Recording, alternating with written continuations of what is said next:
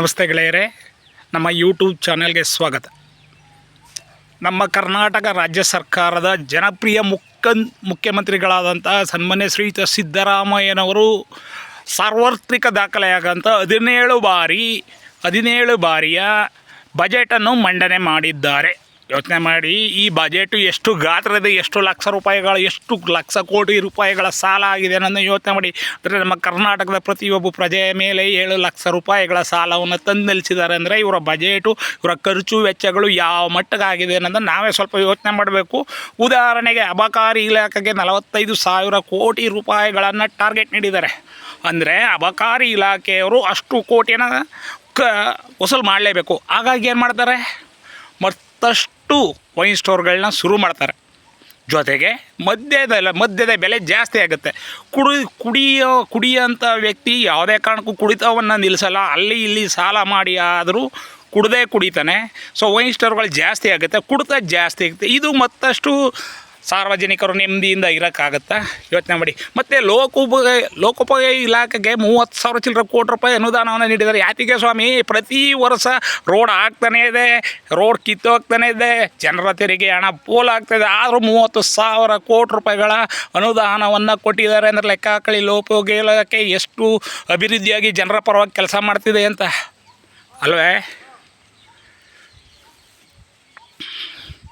ಹಾಗೆಯೇ ಒಂದು ಬಡ್ಜೆಟ್ ಅಂದರೆ ಏನು? ಒಂದು ವರ್ಷದಲ್ಲಿ ನಾವು ಒಂದು ಕುಟುಂಬದ ರೀತಿಯಲ್ಲಿ ನೋಡಿದ್ರೆ ನಾವು ಯಾವ ರೀತಿ ಎಷ್ಟನ್ನು ಖರ್ಚು ಮಾಡಿ ಅಥವಾ ಎಷ್ಟನ್ನು ಉಳಿಸಬೇಕು, ಯಾವುದಕ್ಕೆ ಎಷ್ಟನ್ನು ಎತ್ತಿಡಬೇಕು ಅಂತಲ್ಲ. ಪಕ್ಕ ಅಲ್ಲಿ ಬೇರೆ ಕಡೆ ಸಾಲ ಮಾಡಿ ಅದರ ಸಾಲ ಮಾಡ್ಕೊಂಡು ಇರೋ ಸಾಲ ಜಾಸ್ತಿ ಆಗಿ ಕೊನೆಗೇನಾಗುತ್ತೆ, ನಾವು ಬ್ಯಾಂಕ್ರಪ್ಟ್ ಅಂದರೆ ದಿವಾಳಿ ಹಂತಕ್ಕೆ ಬಂದು ನಿಲ್ತೀವಿ. ಆ ಮಟ್ಟಕ್ಕೆ ತಕ್ಕೋಗಿ ನಿಲ್ಲಿಸ್ತಾ ಇದ್ದಾರೆ. ಅಂದರೆ ರಾಜಕಾರಣಿಗಳು, ಜನಸಾಮಾನ್ಯರು ಏನು ಮಾಡ್ತಾಯಿದ್ದೀವಿ ನಾವು?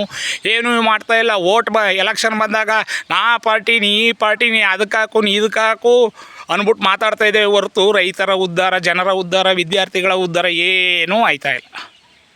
ಯೋಚನೆ ಮಾಡಿ, ರಾಜ್ಯದಲ್ಲಿ ಪ್ರತಿನಿತ್ಯ ಸಾವಿರಾರು ಹಗರಣಗಳು ನಡೀತೇವೆ. ಅಲ್ಲಿ ಆ ಭಾಗ್ಯಲಕ್ಷ್ಮಿ ಯೋಜನೆ ದುಡ್ಡು ಬಂದಿಲ್ಲ, ಆಮೇಲೆ ಶಕ್ತಿ ಯೋಜನೆಯಲ್ಲಿ ಬಸ್ಗಳು ಸಿಗ್ತಾಯಿಲ್ಲ, ಆ ಲೇಡೀಸ್ ಹೊಡೆದಾಡೋದು, ಈ ಲೇಡೀಸ್ ಹೊಡೆದು. ಸಮರ್ಪಕ ಆಡಳಿತ ಎಲ್ಲಿದೆ ಸ್ವಾಮಿ?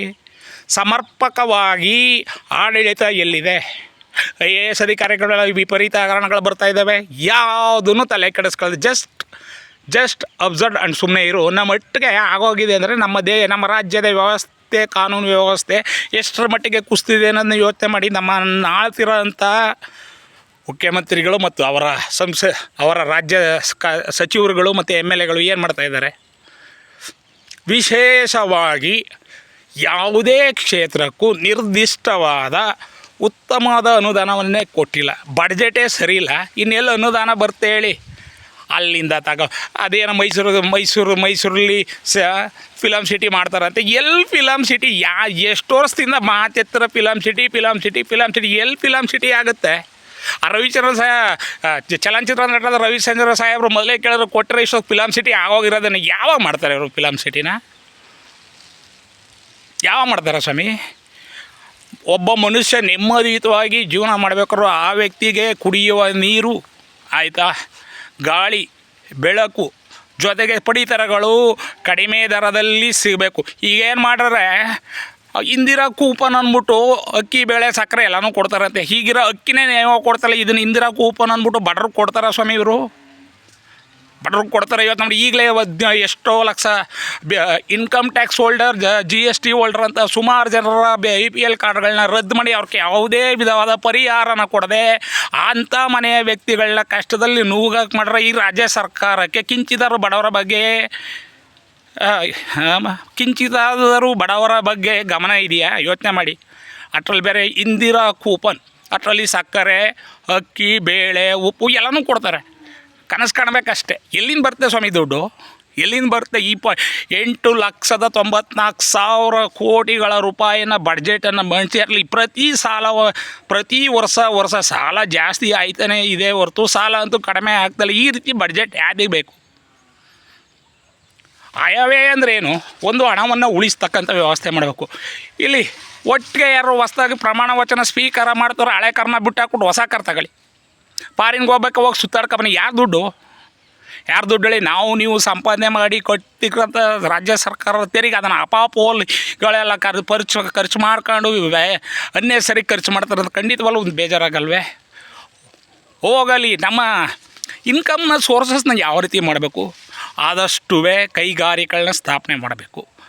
ಜೊತೆಗೆ ಕೈಗಾರಿಕೆಗಳಿಗೆ ಉತ್ತೇಜನ ಕೊಡಬೇಕು. ಉತ್ತೇಜನ ಕೊಟ್ಟಾಗ ಉದ್ಯೋಗ ಸಿಗುತ್ತೆ. ಉದ್ಯೋಗದ ಮುಖಾಂತರ ನಮ್ಮ ನಮ್ಮ ತೆರಿಗೆ ಎಲ್ಲ ವಸೂಲಾಗುತ್ತೆ. ಈ ಬರ ಯಾವುದೇ ಕೈಗಾರಿಕೆಗಳು ನಮ್ಮ ರಾಜ್ಯದ ವ್ಯವಸ್ಥೆ ನೋಡಿ, ಆಂಧ್ರ ಪ್ರದೇಶ ಪಕ್ಕದ ರಾಜ್ಯಗಳು ಓಡ್ತಾ ಇದ್ದಾವೆಲ್ಲ ಏನು ಮಾಡ್ತೀರಾ ಹೇಳಿ? ನಮ್ಮ ಬೆಂಗಳೂರಿನ ಟ್ರಾಫಿಕನ್ನು ನೋಡಿ ಪಕ್ಕದ ರಾಜ್ಯ ಮುಖ್ಯಮಂತ್ರಿಗಳು ಅಣಕಿಸ್ತಾರೆ ಅಂದರೆ ನಮ್ಮ ರಾಜ್ಯದ ಪರಿಸ್ಥಿತಿ, ನಮ್ಮ ವ್ಯವಸ್ಥೆ ಯಾವ ಮಟ್ಟಿಗಿದೆ ಲೆಕ್ಕ ಹಾಕೊಳ್ಳಿ. ಎಲ್ಲನೂ ಅಡ್ಜಸ್ಟ್ ಮ್ಯಾನೇಜ್ಮೆಂಟ್ ಸಿಸ್ಟಮಲ್ಲಿ ಮಾಡ್ಕೊಂಡು ಹೋಯ್ತೀನಿ ಅಂದರೆ ಖಂಡಿತವಾಗಲೂ ಉದ್ಧಾರ ಅಂತೂ ಆಗಲ್ಲ. ದಯವಿಟ್ಟು ಇದನ್ನು ನಾವು ಪ್ರತಿಯೊಬ್ಬರು ಇವತ್ತು ನೋಡೋಕೆ ಶ್ರೀಮಂತರು ಯಾವುದೇ ಕಾರಣಕ್ಕೂ ಬಾರ್ನ್ ವಿತ್ ಗೋಲ್ಡನ್ ಸ್ಪೂನ್ ಅವರು ಯಾವುದೇ ಕಾರಣಕ್ಕೂ ಏನಾದರೂ ಸರಿ ಯೋಚನೆ ಮಾಡ್ತಾಯಿಲ್ಲ. ಈಗಾಗಲೇ ನಿಮಗೆ ಗೊತ್ತಾಗಿದೆ ಗಲ್ಫ್ ಯುದ್ಧದ ಪ್ರಭಾವ ಗ್ಯಾಸ್ ಸಿಗ್ತಾಯಿಲ್ಲ ಮುಟ್ಟು ಈಗಲೇ ಗೊತ್ತಾಗಿದೆ. ಇನ್ನು ಮುಂದಿನ ದಿನಗಳಲ್ಲಿ ಮತ್ತಷ್ಟು ಸಿಗುತ್ತೆ, ಮತ್ತಷ್ಟು ಬಡವರ ಹೊಟ್ಟೆ ಮೇಲೆ ಬೀಳುತ್ತೆ. ಯೋಚನೆ ಮಾಡಿ ಬಂಧುಗಳೇ, ಇದು ನಮ್ಮ ಕರ್ನಾಟಕ ರಾಜ್ಯಗಳ ಬಡವರನ್ನ ತುಳಿದು ಬಾಳೋಂಥ ಜೀವನ ಆ ಮಟ್ಟಿಗೆ ವ್ಯವಸ್ಥೆ ಆಗ್ತಾಯಿದೆ ಅಂದರೆ ಅರ್ಥ ಮಾಡ್ಕೊಳ್ಳಿ. ಖಂಡಿತವಾಗಲೂ ಬಡವ ನಮ್ಮ ದೇಶದಲ್ಲಿ ಉದ್ಧಾರ ಆಗೋಕ್ಕೆ ಸಾಧ್ಯವಿಲ್ಲ. ದಯವಿಟ್ಟು ನನ್ನ ಚಾನಲ್ ಇಷ್ಟವಾದರೆ ಸಬ್ಸ್ಕ್ರೈಬ್ ಮಾಡ್ಕೊಳ್ಳಿ ಮತ್ತು ಶೇರ್ ಮಾಡಿ. ಧನ್ಯವಾದಗಳು ಸ್ನೇಹಿತರೆ.